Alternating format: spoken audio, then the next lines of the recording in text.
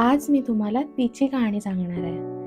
ती सूर्य उगवण्याआधी उठते आणि संपूर्ण जग झोपेच्या कुशीत गेल्यावरच अंथरुणात पडते.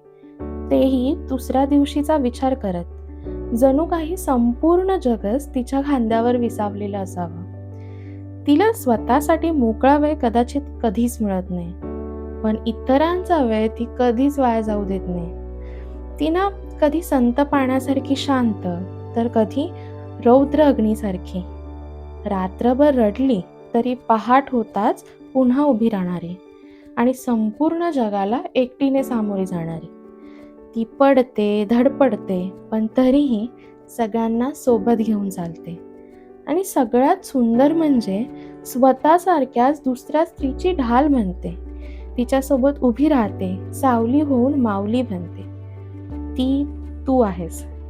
तू सुंदर आहेस, तू मेहनती आहेस, कष्टाळू आहेस, मायाळू आहेस आणि तू खूप हुशार आहेस. तू ना त्या सूर्यासारखी आहेस. कधीही, प्रत्येक दिवशी नव्या उमेदीने उभी राहणारी. म्हणून मला तुझा खूप खूप खूप अभिमान आहे.